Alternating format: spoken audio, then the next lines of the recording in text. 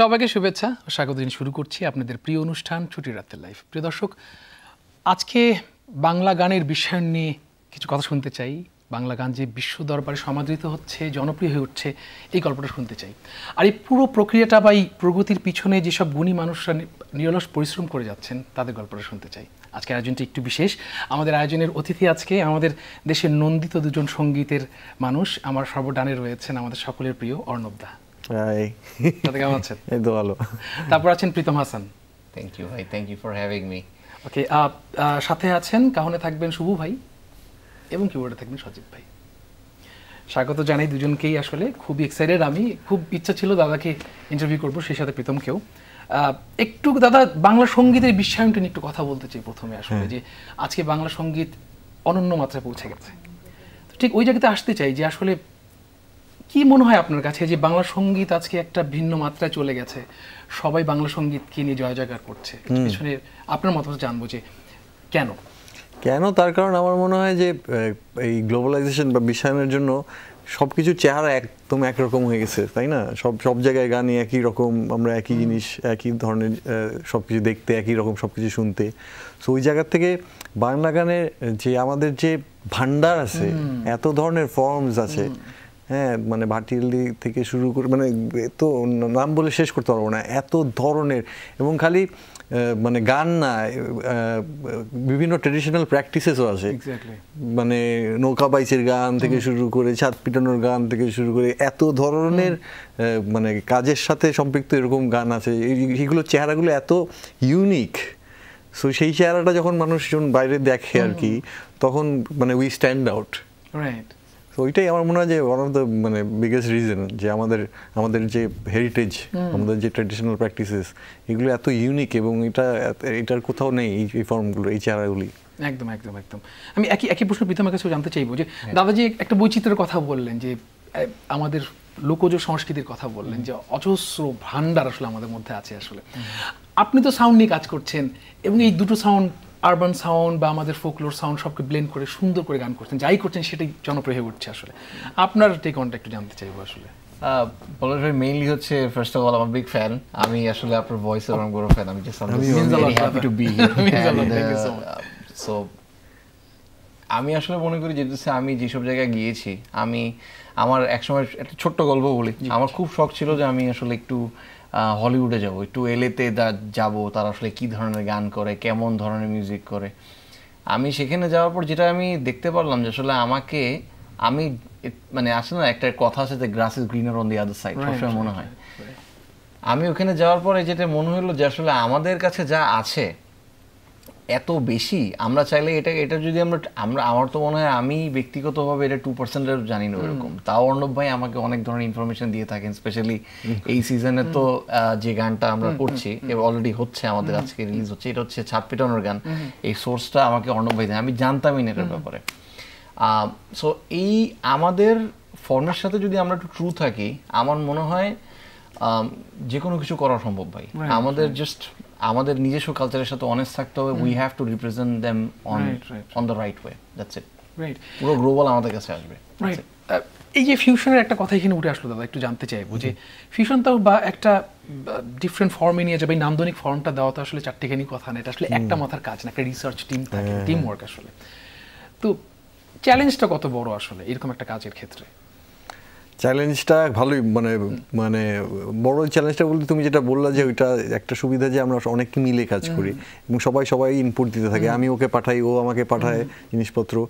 So এই মালুমা যে গানটা লঞ্চ হলো, সো সেইটা যেমন আমি ছাদ পিটানোর আইডিয়াটা ওর সাথে শেয়ার করছি, ও কিন্তু তারপর খুঁজে ওর সাথে মিলে মানে সাগর দেওয়ানকে খুঁজে বার করে ওর একটা গান নিয়ে এসে সেটার সাথে মিলে আলী যে র্যাপ করছে তাকে নিয়ে আসছে, এবং তারা দুজন মিলে কিন্তু নিজেদের জায়গা থেকে গানটা একটা থিমকে ধরে সুন্দরভাবে রিইন্টারপ্রেট করতেছে।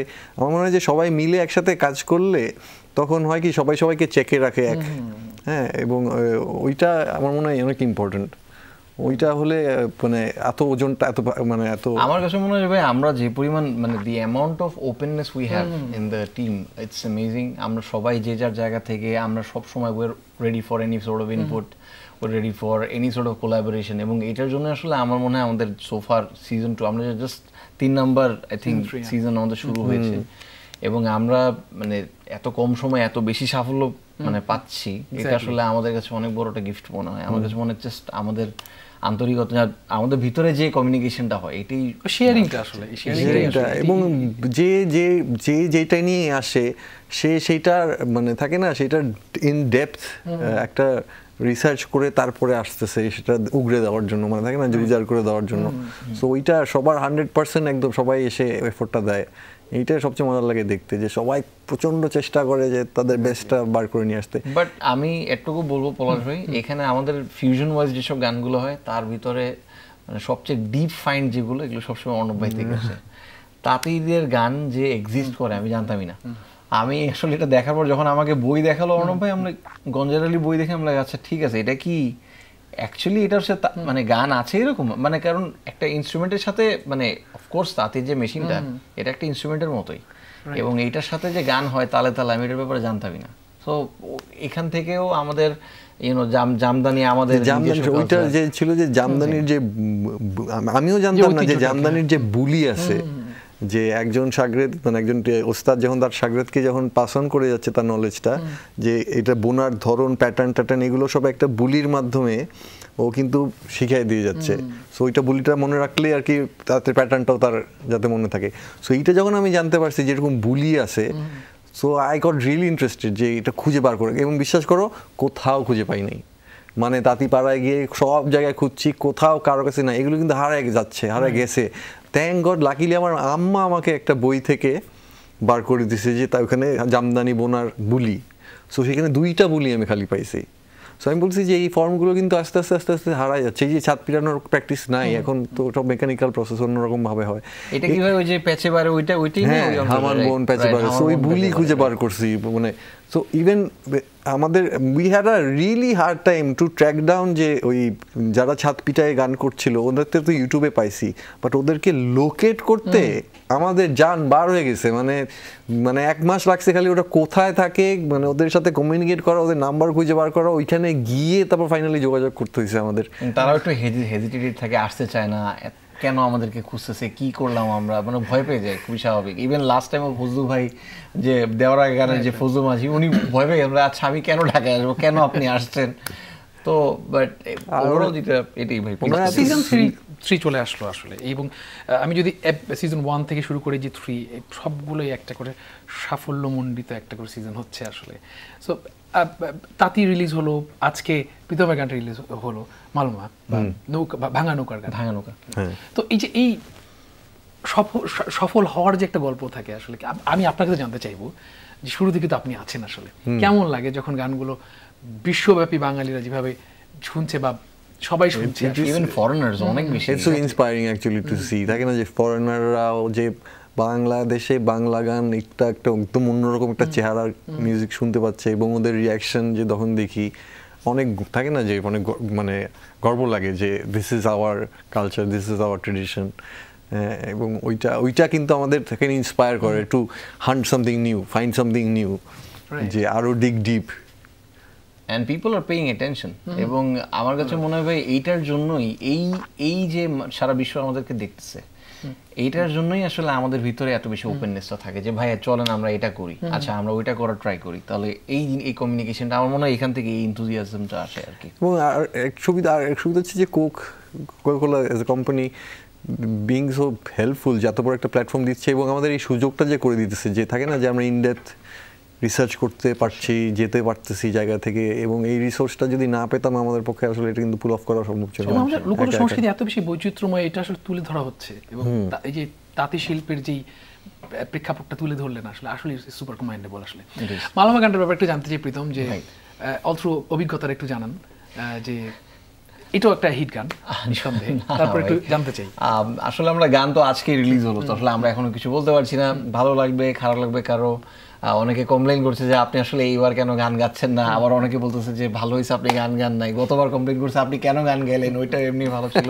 তো অনেক মানুষের অনেক ধরনের কমপ্লেইন থাকে। আমরা আসলে we're very open to any sort of criticism or anything, whatever it is. You know, আমাদের এই গানটা আমরা যখন এতদিন পর্যন্ত তৈরি করেছি এটা আমাদের ছিল গান, আমরা এখন রিলিজ করব গানটা এখন he did a brilliant job. ও যেভাবে বিভিন্ন জিনিসপত্র অ্যামালগামেশন করে থাকে না, বিভিন্ন আর্টিস্ট বিভিন্ন জায়গা থেকে নিয়ে এসে দ্য ফিউশন হি ডাজ।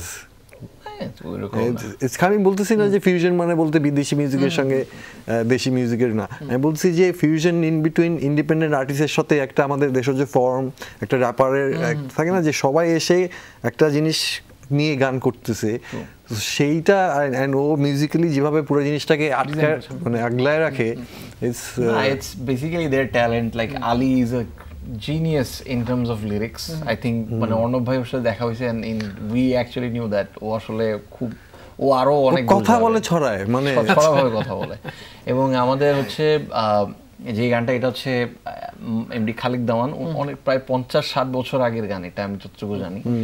এবং এটা দুইটা মিনিং আমরা যতটুকু এখন পর্যন্ত তারা বলতে পেরেছে, সেটা হচ্ছে যে একটা হচ্ছে যে জন্মটা না হওয়াটাই ভালো ছিল, এরকম যে পৃথিবীর যে এই বোঝাটা অনেক বড় একটা বোঝা, এইটা একটা মিনিং। আরেকটা হচ্ছে যে আমরা এই যে সময়ের সাথে সাথে যে জিনিসপত্র মানে আমাদের যে লাইফটা এটা যে আস্তে আস্তে কমপ্লিকেটেড হয়ে যায়, আমরা কিন্তু আমাদের ট্রু ফর্মটা থেকে হারায় যাই। এই গানটা হচ্ছে ওইটা নিয়ে যে আসলে মানে মালমা ঝিলঝিক বনগো বইন আমি করলাম কি রঙে ভাঙা নৌকা বাইতে এলাম গান। এখানে আবার কিন্তু ভাঙা নৌকা বলতে কিন্তু খুব মজার ভাবে ভাঙা নৌকা বলতে কিন্তু বলছে যে এই বডিটা, এই শরীরটা। Wow intense. থাকে না আমাদের বাংলাদেশের নদীমাতৃক দেশ, সেখানে নৌকা তো ডেফিনেটলি ওইখানে আমাদের থাকে না, ওইটার সাথে লাইফকে কিভাবে সুন্দর করে ও ইমেজারিগুলো এত সুন্দর। এবং পাশাপাশি হচ্ছে এটার বেস্ট পার্ট হচ্ছে যখন এটা হচ্ছে মানে এখানে পুরো স্টোরিটা হচ্ছে যে মানে আমাদের আরিফ দেওয়ান ভাইয়া, উনি তো সুপার সিনিয়র, আমার আব্বুর বয়সী। উনি আসলে অনেক আগে থেকেই আমাদের এই যে মানে বিভিন্ন মাহফিল, বিভিন্ন বাউল মাহফিলে খুব অনেক বেশি গান, পালা গান সহ অনেক ধরনের লোকজ গানে উনি মানে ক্যারি করে আসছেন। তো গানটা আমি যখন সাগর আসলাম, আমি সাগরকে বললাম, সাগর তোমাদের সবচেয়ে সিনিয়র মেম্বার যিনি আছে তাকে প্লিজ ডাকতো, because he needs to sing it on his own form. Then সাগরের ইন্টারেস্টিং পার্টটা হচ্ছে সাগর হচ্ছে গাজল গাইতে খুব পছন্দ করে। সো ও যেটা করলো এই গানটাকে ও গাজলের মতো করে কেমন জানি ও ঘুরায় ঘুরায় পেঁচায় গান গায়, ও খুব ঘুরায় পেঁচা শুরু করে। ফার্স্টের দিকে উই ওয়ার ভেরি কনফিউজ যে অর্ণব ভাই বলছে আমরা কি আর একটু সিম্পল যাবো প্রীতম, আমি বললাম যে ভাই আমার কাছে মনে হয় দিস ইজ বিং হিম ওকের মতো থাকতে দেই। তো that played a very crucial role, যে আসলে সাগর নিজস্ব রংটা যেটা যে আসলে এই গাজলের সাথে ওর ফোকের মানে ব্লেন্ড করে চলে আসাটা, এবং এই টর্চটা তার সিনিয়র ভাইয়ের থেকে সবচেয়ে ইয়াংয়েস্ট মেম্বারের কাছে চলে আসলো। এখন এই গানটা হয়তো বা আমাদের আরো সামনে 10-20 বছর হয়তো থাকবে এরকম আর কি, হয়তো বা নেক্সট আরো অন্য কারোর কাছে চলে যাবে। I consider it like a torch. And আলির পার্টটা হচ্ছে এন্টায়ার টাইম আলীকে আমি একটা ভিডিও কয়েকদিন পর রিলিজ করবো, আলীর সাথে আমি বোর্ডে আমি ওকে দেখাচ্ছি যে আসলে তুমি ফার্স্টে শুরু করো উপরদেশ থেকে, সেখান থেকে এখানে যাওয়ার ট্রাই করো। কিন্তু আলী এটাকে নিয়ে এটাকে অন্য আরো লেভেলে নিয়ে গেছে। এবং এখানে একটু মজা করা যে আসলে আপনি কি ভাবতেছেন ভাই আপনার নৌকায় লিক আছে, আমি তো দেখতেছি ভাই আপনার নৌকায় ঠিক আছে, মানে হি গোজ মানে ও জাস্ট গেছে। এন্ড আমি আলীকে বলছি আলী তুমি এটা কি লিখছো, বলছে ভাই আমি তো মানে আমার ছন্দ করে কি জিনিস বললো, কি জিনিস আবার গল্পে ফিরছি, একটা ছোট্ট বিরতি দিতে হবে, ছোট্ট বিরতি ফিরছি, এখনই সঙ্গে থাকুন। জি হ্যাঁ দর্শক, আবারও ফিরে এলাম আপনাদের প্রিয় অনুষ্ঠান ছুটির রাতের লাইভে। প্রীতম মানব গানটা একটু শুনতে চাই আপনার কণ্ঠে আসলে।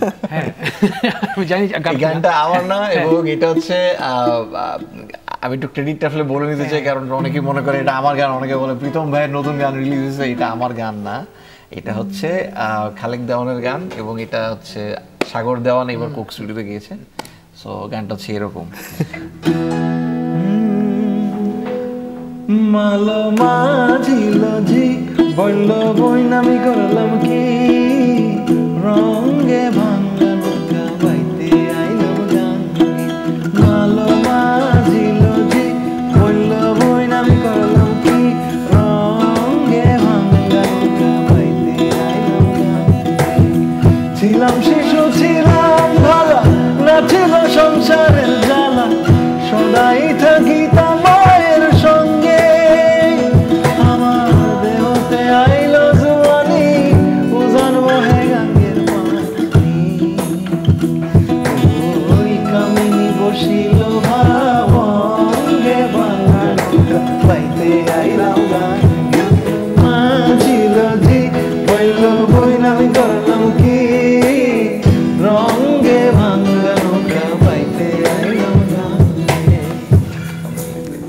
অ্যামেজিং। বাট ওর অ্যারেঞ্জমেন্টটা এত ফাঙ্কি আর এত ফান, এটার মধ্যে মানে স্ক্র্যাচেস দিয়ে আর ওর বেস লাইন গুলো, মানে I think it's like world class or arrangement. না সত্যি আমি অনেক অ্যারেঞ্জার প্রডিউসার দেখছি, বাট প্রীতমের সাউন্ড আর ওর ওর ওর ওর মানে কি বলবো idea for sounds and arrangement and production is like top notch, like বাইরে যে কোনো সাথে like you know you can মোটেও না আসলে এটা প্রীতমের ভয়েসে একটা ভার্সন আমরা চাই আসলে, চমৎকার করে গাইলো এই অ্যাকোস্টিক গিটারে। ডেফিনেটলি আমরা তো লাইভে শুনবি, প্রীতম কণ্ঠে শুনবে হয়তো বেশিরভাগ সময় এই গানটা। দাদা একটু জানতে চাই যে আমি যদি একটু পার্শ্ববর্তী দেশের দিকে দেখি যে কোক স্টুডিওর এই কনসেপ্টটা বা কোক স্টুডিও আমাদের দেশে অনেক পরে শুরু হয়েছে আসলে, এবং শুরু হওয়ার সাথে সাথে এটা 15 বছর ওয়েট। তো এই কনসেপ্টের ব্যাপারে আমরা অলরেডি জেনে ফেলেছিলাম অনেক আগেই আসলে, যেটা পাকিস্তান বলেন ইন্ডিয়া বলেন, সেই জায়গা থেকে বাংলাদেশ অনেক পরে শুরু হলো এবং খুব সাথে সাথে আমরা গ্রহণ করলাম এটাকে এবং ছড়িয়ে পড়লো পপুলারিটি আসলে। তো এই অনুভূতিটা একটু জানবো আসলে আপনার কাছ থেকে। আমাদের একটা সুবিধা ছিল যে আমরা 15 বছর মানে এতদিন পরে শুরু করছি, তো আমাদের একটা বেসিক আইডিয়া ছিল যে আচ্ছা কি হয়েছে সোফার, কি হয়েছে সোফার। সো ওই জায়গা থেকে আমাদের স্টার্টিং পয়েন্টটা একটা ভালো জায়গা থেকে ছিল, কিন্তু আবার প্রবলেম ছিল যে আমরা আগে কোনোদিন করি নাই থাকে না। সো ওই জায়গা থেকে আমরা একদম ব্ল্যাঙ্ক ছিলাম যে কিভাবে পুরো প্রসেসটা হবে, মানে গান সিলেকশন থেকে শুরু করে মানে রেকর্ডিং থেকে শুরু করে শুটিং থেকে শুরু করে আর্টিস্ট খুঁজে বার করা থেকে শুরু করে কিচ্ছু কোনো আইডিয়াই ছিল না। বাট আমরা এত প্যাশনেটেড ছিলাম সবাই। আমার মনে হচ্ছে যে আমরা যখন প্রথম রেকর্ডিং মানে আর্টিস্ট খুঁজে বার করতে শুরু করি, আমার মনে হচ্ছে যে আমাদের ফার্স্টে যেটা করতে হবে যে আর্টিস্টদের সাথে আর্টিস্টের বন্ধুত্বটা তৈরি করতে হবে। মানে তো সেটার জন্য আমরা করছি যে একটা অ্যাপার্টমেন্ট নিয়ে আমরা ওইখানে প্রায় উই লিভ টুগেদার, লাইক থাকে না যে অলমোস্ট ফর 2 months। এবং বড় স্টুডিও ছিল না, কারণ এখন সবার তো হোম স্টুডিও, সবাই দুজনকে নিয়ে রেকর্ড করে ম্যাক্সিমাম। বাট আমরা হয়তো এখানে 15 জন 20 জন একসাথে রেকর্ড করছি, পারফর্ম করতে যাচ্ছি, রেকর্ড করতে যাচ্ছি। So we didn't have place. So মানে স্টুডিও আছে তো হার্ডওয়্যার নাই, হার্ডওয়্যার আছে তো মানে স্পেস আছে তো হার্ডওয়্যার নাই, হার্ডওয়্যার আছে তো স্পেস নাই, এরকম অবস্থা। সো সেরকম আমরা একটা মেকশিফট অ্যাপার্টমেন্টে উই স্টার্টেড, থাকে না যে ওয়ার্ক স্টেশনের মতো। তো 2 মাসের মাথায় আমাদের বাসা থেকে বাইরেও করে দেয়। আমি জানি না ভাই এখন পর্যন্ত সিজন 1 উনি কিভাবে একলা নামাইছে, এটা এত কাজ, অনেক কাজ, মানে অনেক কাজ আসলে। আমি এটা ব্যক্তিগতভাবে এটা টের পেয়েছি। বাট আপনি তো ওটাকে পরে আসি। আমি প্রথমে একটু জানতে চাই, দাদা অনেকগুলো চ্যালেঞ্জের কথা বললেন কোক স্টুডিওকে এই পর্যায়ে নিয়ে আসবার জন্য। আসলে আপনার কাছে কি মনে হয়, মানে আমাদের ওই ভান্ডারটি আসলে অনেক বেশি সমৃদ্ধশালী আমার মনে হয়, পাওয়ার অফ বাংলা মিউজিক, এই জন্য আমাদের আসলে হ্যাঁ ওইটাই স্ট্রেংথ ছিল যে আমি নো যে আমাদের কন্টেন্ট যা আছে আমাদের ওইটারই জোরেই কিন্তু আমাদের কনফিডেন্স ছিল যে মানে ওইটা নিয়ে চিন্তা ছিল না যে প্রপার প্রেজেন্টেশন, খালি প্রপার প্রেজেন্টেশন ঠিকঠাক ভাবে, আর্টিস্টের অভাব নেই আমাদের দেশে। আর একটু জানবো যে বিগত সিজনগুলোতে প্রত্যেকটা গানের মধ্যে একটা বৈচিত্র্য ছিল, বাট এবারের সিজনে ইউনিকনেসটা কি আসলে, যদি আমি এক কথায় জানতে চাই দুজনের কাছ থেকেই, তাহলে আপনি কি বলবেন সেটা? এবারে সিজনে will get to see a lot of international collaboration. Okay, যে আমরা তো এতদিন দেশের মধ্যেই ছিলাম, বিভিন্ন বিদেশি মিউজিক্যাল ফর্ম নিয়ে কাজ করতেছিলাম। সো এইবার যেটা করছি আমরা, যে বিদেশি ফর্মটা নিয়ে কাজ করছি সেই দেশের বা সেই এলাকার মানুষকে নিয়ে আসছি আমরা ডিরেক্টলি। সো আমাদের থাকে না, আমাদের আন্ডারস্ট্যান্ডিং অফ দ্যাট মিউজিক আরো রিচার হয়, আমরা আরো গ্রো করি। তো সেইটা দেখতে পাবো একটা। আর আরেকটা জায়গা থিমেটিক্যালি আমরা একটা জায়গা থেকে শুরু করেছি, সেটা হচ্ছে গিয়ে যে পৃথিবীতে এত অশান্তি যা হচ্ছে চারপাশে, সেই জায়গা থেকে আসলে আমরা as a musician, as a শিল্পী আমরা কি দিতে পারি মানুষকে। তো আমাদের মনে হয়েছে কোথাও যে একটা স্বস্তির জায়গা যদি আমরা তৈরি করতে পারি, যে গানটা শুনে থাকে না যে একটু সে তার নিজের ঐতিহ্য নিয়ে একটু গর্বিত হবে, থাকে না একটা, বা শান্তি খুঁজে পাবে, বা থাকে না যে এরকম এই সব ছোট স্কেপ পাবে আসলে, এটা সত্যি কথা। সেই জায়গাগুলোর পকেটগুলো ধরে আমরা আসলে চেষ্টা করেছি যে ওই ধরনের গান যদি করা যায়। জি, আমার খুব পছন্দের একটা, মানে আই বিলিভ যেটা আমাদের সবারই পছন্দের, চিলতে রোদে গানটা। সো একটু ছোট্ট করে একটু গাইবেন না প্লিজ? আমার এখনো ফেভারিট ভাই এই গানটা। এটা গাওয়া অনেক ডিফিকাল্ট। খাওয়া যেটা বলেন না, একটা সময় গানটা খেতাম আর কি। চিলতে রোদে পাখনা ডোবায় মুচকি আসে শহরতলি, চিলতে রোদে পাখনা ডোবায়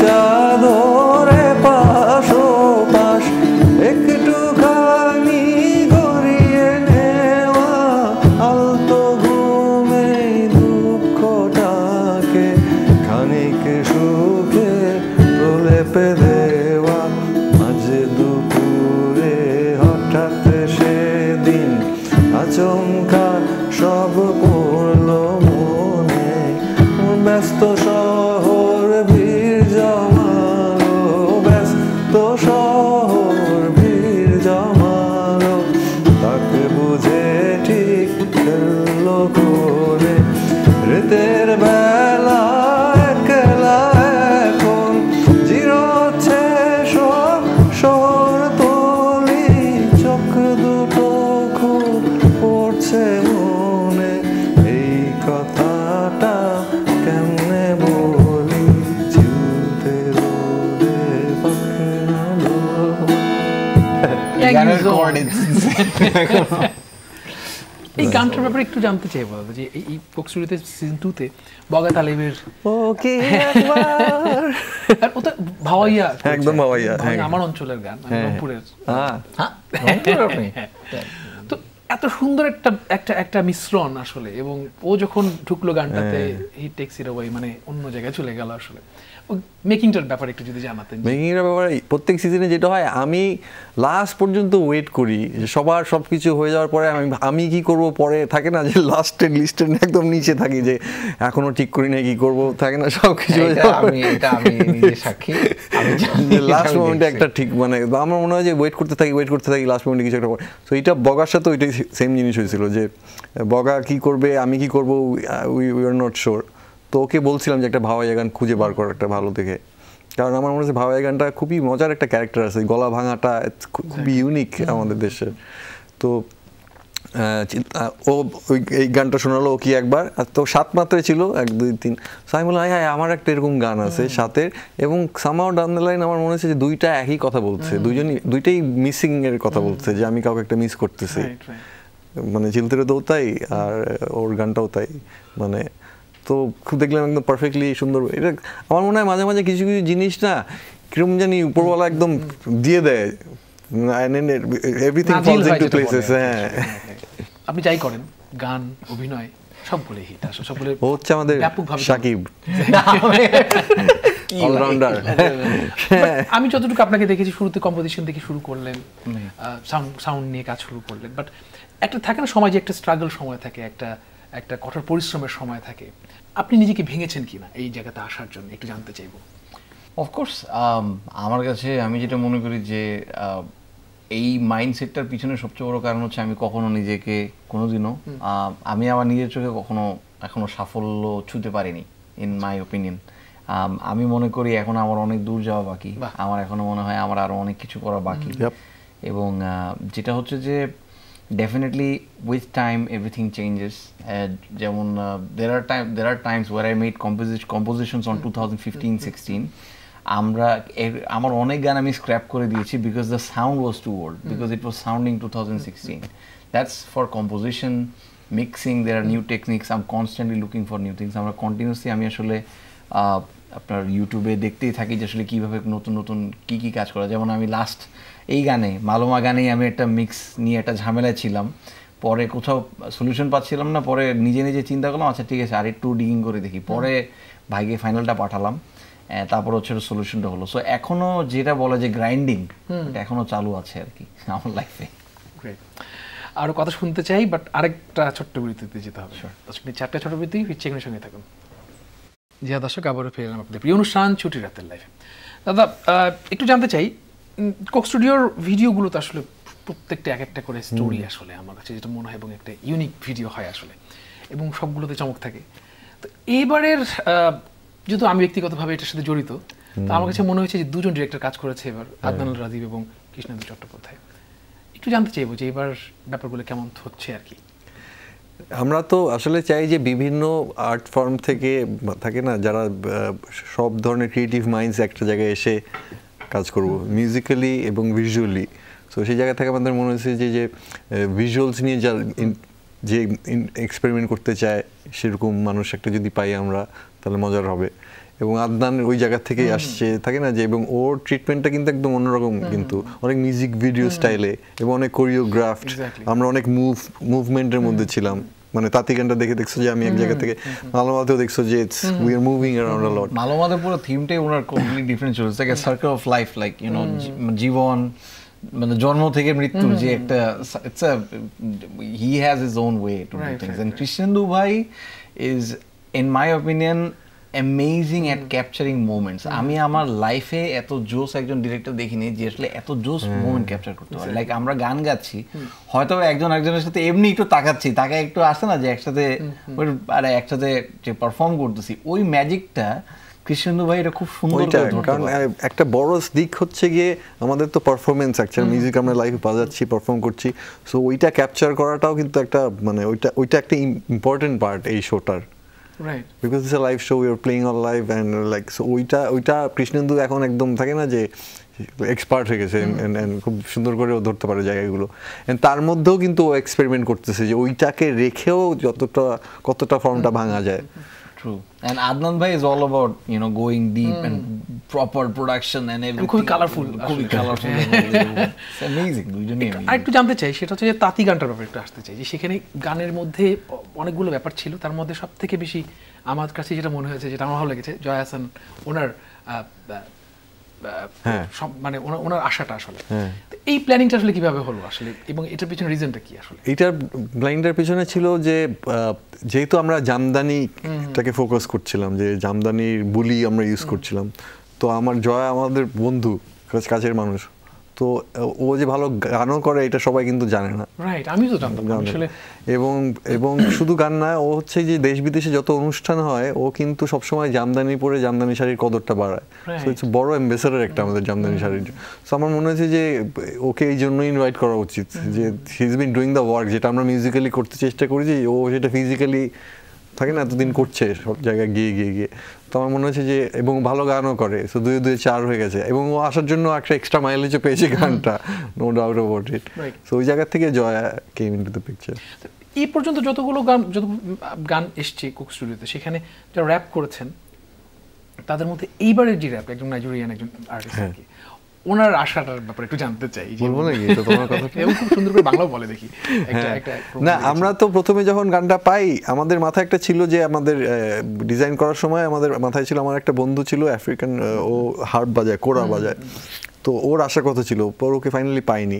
অ্যান্ড আমরা যখন গঞ্জার আলীকে নিয়ে স্টুডিওতে কাজ করছি, প্রীতম ছিল, সো হি ডিসাইডেড যে we should do it in Afro beat. So একটা বিট লে আউট করলো, একটা বেস লাইন লে আউট করলাম, তারপর কিন্তু আমরা ঠিক করছিলাম যে ঠিক আছে, তাহলে আফ্রিকান যে পার্টটায় আমরা একটা মেলোডিও ইউজ করি, আফ্রিকান মেলোডি, ওই ধরনের মেলোডিও আমরা নিয়ে কাজ করি, বিট তো থাকছেই। সো যেহেতু একটা ছেলে আসছে, বা কেউ একটা তখনও খুঁজে পাইনি, কারণ তখন জানতাম যে ওই আসছে, তো তার জন্য একটা মেলোডি ফাউন্ডেশন একটা দাঁড় করার জন্য Pritam actually came out with this idea. And ও কিন্তু একটা ইয়ের মতো, জানো, মানে তোমার চ্যামেলিয়ানের মতো, ও কিন্তু ক্যারেক্টার চেঞ্জ হয়ে যায়। ও আমরা যখন রাফ একটা দাঁড় করাচ্ছি জিনিসটা, যে আচ্ছা এইখানে এইটা হবে, এখানে হবে, এখানে একটা তাহলে একটা আফ্রিকান একটা মেলোডি ঢুকবে, and suddenly he became oh, please এটা শোনাও একটু। We will upload them very soon. ওগুলা দেখলে আপনারা বুঝতে পারবেন, I can't perform. I can't even recall that thing. না, ও এত সুন্দরভাবে একদম চেঞ্জ হয়ে একদম এক্স্যাক্টলি যেটা অলি বয় যেটা মেলোডিটা গেয়েছে, সেটার একটা বেসিক ফাউন্ডেশন কিন্তু actually led out by him. And ওর একটা আজব ট্রানজিশন, গলাটাও চেঞ্জ হয়ে গেল, ও ক্যারেক্টারটাও চেঞ্জ হয়ে গেল, এবং ও দামি ভয়েসটা দিয়ে দিল ওই জায়গায় না, জাস্ট প্লেস হোল্ডার হিসেবে। হি ইজ এ জিনিয়াস, ও এত ভালো অ্যাক্টর আসলে। না, অ্যাক্টিং স্কিলস অ্যাকচুয়ালি এইদিকে কাজে আসে, you just instantly switch to something else and you start singing. মানে ওটা করার পর আসলে আমরা ফার্স্টে আমরা সবাই হাসতেছিলাম, দেন আমরা আচ্ছা ঠিক আছে, ভালো লাগতেছে, যদি ভালো না লাগে অর্ণভাই ফালাই দিন, আমি এটা বলে দিছি ওনাকে। পরে দিকে ওই জায়গা থেকে তারপরে যখন আফ্রো বিট ইউজ করছি, ওই জায়গা থেকে আফ্রো মেলোডি এসছে। তো তারপরে আমরা যখন আমার বন্ধুটাকে ফেরত মানে পেলাম না আনতে, তখন এইখানে ঢাকায় শহরে খুঁজতে শুরু করছিলাম বাংলাদেশে যে কেউ আছে নাকি। তো তখন we got to know about অলি বয়, যে একটা ছেলে, নাইজেরিয়ান ছেলে, ওইখানে ঢাকা বাংলাদেশে থাকে, 3 বছর ধরে আজ বাংলায় কথা বলে, গানও করে, শোনায় সোহাগা। So he came into the picture. তারপর ও নিজে লিখে ওই মেলোডিটা, যেটা আমরা একটা মোরালেক্স প্রীতম দাঁড় করেছিল, সেটার উপরে হি রোড সামথিং অ্যান্ড ও যেটা লিখেছে আর কি। না, হি রোড অ্যামেজিং, খুব ভালো লাগছে। প্রীতম, একটা আপনার তো অনেক হিট গান আছে, একটা ছোট্ট করে যদি একটা গান শোনান আমাদেরকে আপনার পছন্দ। ভাই আমার মনে হয় আমাদের সবার একসাথে কোনো একটা গান করা উচিত। সেটা আমি করবো অবশ্যই শেষের দিকে। তার আগে আমরা তোমার গান শুনতে চাই। আমরা এখন ব্যাক টু হিম। আমি তো আজকে তোমাকেও তো দেখা গেছে চেহারা, আপনাকে দেখলাম তো আমরা এই সিজনে। এই সিজনে দেখলাম।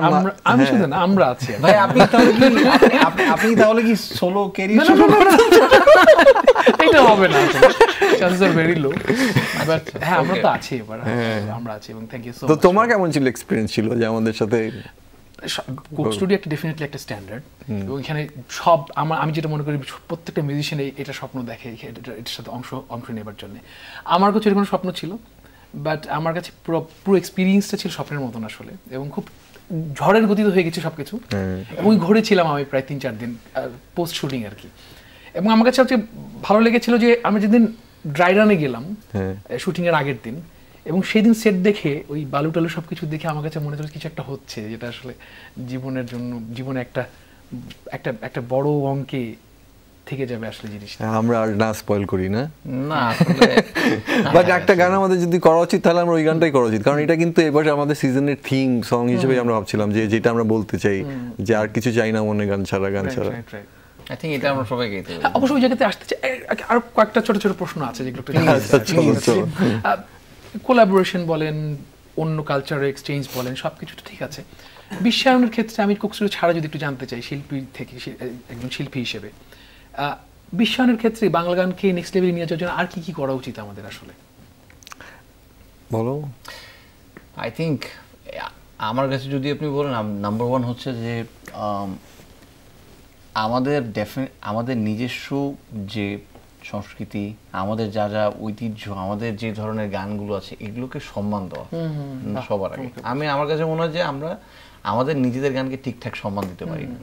এবং এটা কারণটা হচ্ছে, আপনি যদি দেখেন যে আমাদের পাশের দেশ ভারত বলেন, আপনি আমেরিকান বলেন, দে হ্যাভ ওরা যেমন হচ্ছে আমেরিকা কান্ট্রি কালচার, কান্ট্রি সঙ্গের জন্য তারা ওইভাবে অনেক সময় দেয়। আমার কাছে মনে হয় যে আমাদের যদি আমাদের অডিয়েন্স যারা আছে তারা যদি আরো বেশি অন করে, না এটা আমাদের গান, এটা আমাদের দেশের গান, দেখেন এই আমাদের দেশের গান সারা বিশ্বের মানুষ শুনতেছে, যখন এই জিনিসটা যখন হবে যে আসলে to look at ourself big enough. আমরা সবসময়, আমার কাছে মনে হয় যে কোনো একটা কারণে, কোনো একটা রিজনে আমরা সবসময় কিছু মানে একটা এক্সপেকটেশন থাকে, অথবা আমার কাছে মনে হয় যে বাইরে কেউ মানে অথবা বাইরের কোনো কালচার নিয়ে এসে যদি আমরা করি তাহলে হয়তো বা অ্যাপ্রিসিয়েট হবে না। আমরা বাইরের কালচার আনবো, কিন্তু আমাদের নিজস্ব কালচার যেটা, এইটাকে ধরে রেখে আমরা আমাদের বাইরের কালচারটা আশেপাশে র্যাপ অ্যারাউন্ড করে নেব। এটা যদি করতে পারি আমার কাছে উইথ দ্যাট পয়েন্ট যেটাও বললো যে আমাদের নিজস্ব যেটা আইডেন্টিটি আছে, যে আমরা এখন তো থাকে না যে বিদেশিদের সাথে কোলাবোরেট করছে, এই মানে থাকে না আসছে ওরা। আমার মনে হয় next step should be like we should go out there and experience other culture and with our own identity and go there and live among them and থাকে না যে রিয়েলি ফিগার আউট যে থাকে না এই মানে, তাহলে প্রবাবলি আরো in depth will grow. There are so many similar things বলো ভাই। লাইক এক্সাম্পল আমি যদি জাস্ট এমনি কথায় বলি, বাংলাদেশে মানে বিদেশে হচ্ছে একই জিনিস, মানে ওখানে হচ্ছে আপনার হচ্ছে র্যাপ ব্যাটল হয়, বাংলাদেশে হচ্ছে এটাকে বলে কবি গান বলে, একজন একজনের সাথে জাস্ট আর্গুমেন্ট করতেছে উইথ মানে ফোক টিউনে। সো এইরকম অনেক ধরনের কানেকশন আমি দেখি। আমার কাছে মনে হয় এটাকে আমাদের যেটা আমাদের নিজস্ব ওন করা উচিত, and we should be proud of it, যে না এটা আমাদের দেশে। যেমন জামদানি আমাদের দেশের, আমাদের দেশের টাঙ্গাইলের শাড়ি অ্যামেজিং, এটা সব কিছু আমাদের, এবং এটা আমরা প্রাউডলি বলতে পারি যেটা আমাদের দেশের এটা বলতে পারলেই আমার কাছে মনে হয় এটা যদি আমরা একবার ওন করতে পারি মন থেকে, সবকিছু হবে। বাহ, চমৎকার বলছেন আসলে। আর একটু ছোট্ট করে জানতে চাইবো, সেটা হচ্ছে যে বাংলা গানকে বিশ্বায়ন করার ক্ষেত্রে যে আপনি কৃষ্টি কালচারকে যেভাবে রিপ্রেজেন্ট, জামদানির কথা বলেন প্রীতম একটু আগে, ধামাইল একটা গান আছে আমাদের দেশে আসলে, যে ধামাইলটা নিয়ে আমার কাজ করা হচ্ছে কিনা আমি জানি না, প্ল্যানিংটা কি আছে, এটা নিয়ে কোনো পরিকল্পনা? এটা নিয়ে একটু খালি টাচ করেছে, খুব একটা বেশি না, মিথুন একটা গানে, ওই ধরো দিলারামের একটা জায়গায় খোলের একটা পার্ট ছিল, তো সেখানে ও খালি অল্প একটু, বাট মানে অল্প একটু জাস্ট ছুঁয়েছি আমরা, but in depth we have to so many things. আমি বললাম তো যে শেষ করা যাবে না, যে এত ফর্মস আমরা আসে যখন R&D তে ছিলাম পলাশ ভাই, আমাদের মাথা খারাপ হয়ে গেছে যে কোনটা ছেড়ে কোনটা ধরবো। যেমন আমাদের অনেক, আই থিঙ্ক আমরা একটু বলেও দিই হালকা হিন্ট, লাইক আমরা পটের গান গাজির পট আমরা চেষ্টা করছি এবার পুল অফ করার, বাট আমাদের ওইটা হয়তো আমরা নেক্সট সিজনে চেষ্টা করব। So many things we can do. So we don't have much time, যদি এক কথায় আমাদের দর্শকদের উদ্দেশ্যে কিছু বলতে চান দুজনেই, তারপরে আমরা ওই গানটা গাইতে গাইতে চলে যাব। আমি বলবো একটা কথা, সেটা হচ্ছে যে স্পেশালি এই কোক স্টুডিওর কথাই আমি বলি একটু প্রথমে, সেটা হচ্ছে যে thank you for being with us audience, কারণ এই প্ল্যাটফর্মটা কিন্তু ওদের platform. Without their support, their love, their comments, their থাকে না ক্রিটিসিজম, এইটা কিন্তু এক্সিস্ট করবে না। মানে ওরা যদি পার্টিসিপেট না করে, we won't be able to continue this journey. So ওদের পার্টিসিপেশন, ওদের সাপোর্ট ছাড়া we need that. We need us as a musician to grow, এবং as a community to grow. We really need their support. So please be with us. আর আমি যদি বলেন, আমি আসলে কি বলবো, আমি বলবো যে আসলে দিন শেষে অর্ণব ভাই যে কথাটা বললো, এটা আসলে আমি অ্যালাইন। জাস্ট একটা কথাই বলবো, if you want to make a criticism, don't make any criticism for the sake of criticism. Enjoy the song first, try to figure out যেটা আসলে আপনার ভালো লাগছে, কোন জিনিসটা আপনার কাছে মনে হয় এটা ডিফারেন্ট, এটা আপনি জাস্ট সুন্দর করে বলতে পারেন। এটা আমাদের জন্য হেল্পফুল হয়, বিকজ আমরা গো থ্রু করি মানুষের কথার সাথে, যে আসলে এটা কি আপনাদের ভালো লাগলো কিনা, এটা কেমন লাগছে, এবং আমরা অনেক ফিডব্যাক নিই মানুষের কাছ থেকে। ম্যাটার অফ ফ্যাক্ট আমরা অনেক ধরনের গানও পেয়েছি। সো আপনাদের ইনপুট, আপনাদের সাপোর্ট, এর জন্য আমরা এখন এত পর্যন্ত এসেছি। আমাদের আরও যেটা হচ্ছে যে, যেটা বললাম, যে we should be proud of it regardless agreement or disagreement, whatever it is, it's ours. That's it. Thank you so much. আমি ছোট্ট করে বিদায় নিয়ে নিচ্ছি, তারপর আমরা গানটা গাইবো একসাথে। আসলে দর্শক, এই ছিল আমাদের আজকের আয়োজন। আমাদের আশা রাখছি আয়োজন ভালো লেগেছে। দেখাবে সামনের সপ্তাহে নতুন কোনো আয়োজন নিয়ে। ভালো থাকুন, সুস্থ থাকুন।